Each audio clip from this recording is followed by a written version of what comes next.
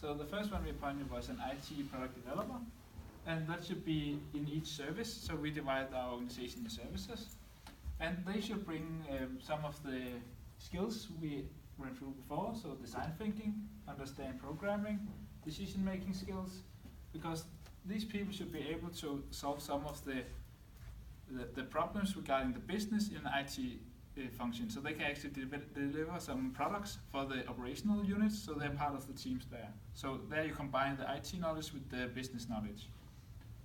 Then we want to have some enablers, and the enablers are the one who works across services, so they're actually removing roadblocks, barriers that could be in the way.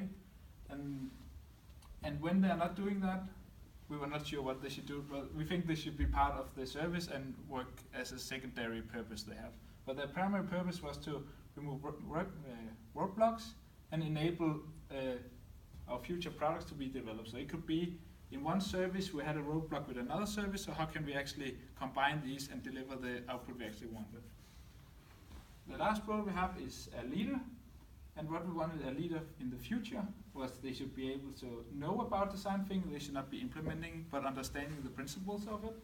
They should be vision driven, they should be coaching, challenging, check curious, yes, and insights. Yes. Hard word.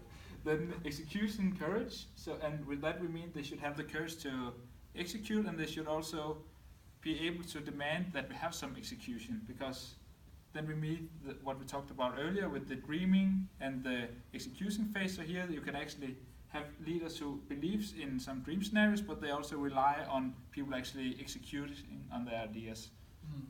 And then we want some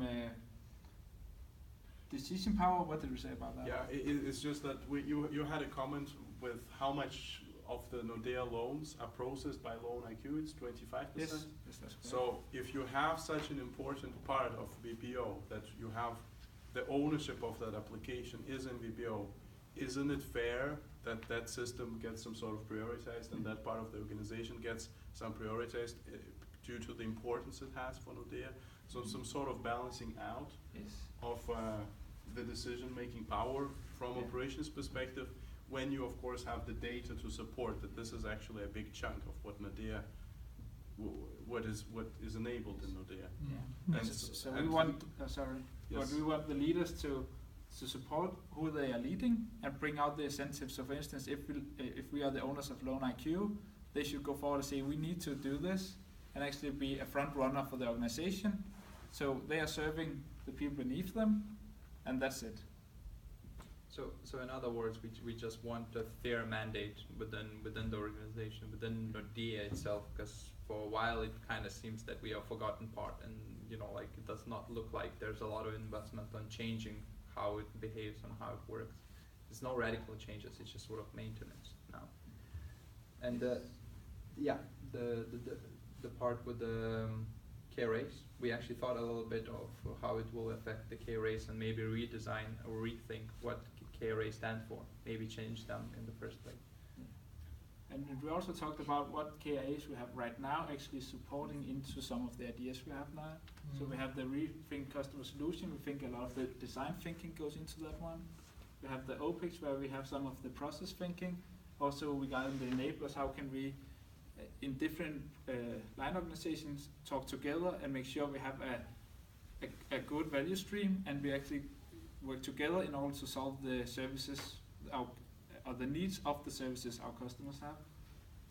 In the getting the foundation right, it's also about the design thinking, so we actually make it proper the first time around, so we don't just build on legacy, but we develop something new that is thought through, and also both from the internal perspective onto the customers, and they could also be internal customers for that matter.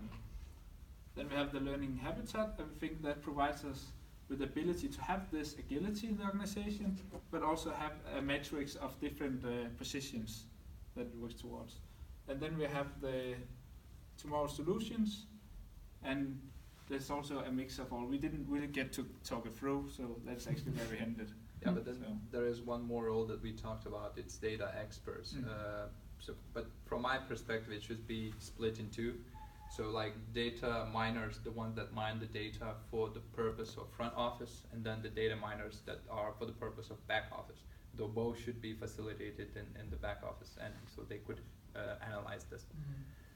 And it's a high potential area considering how much data we have, but we are not utilizing it whatsoever. We have no solutions that totally relies on data what we have, judging on our products.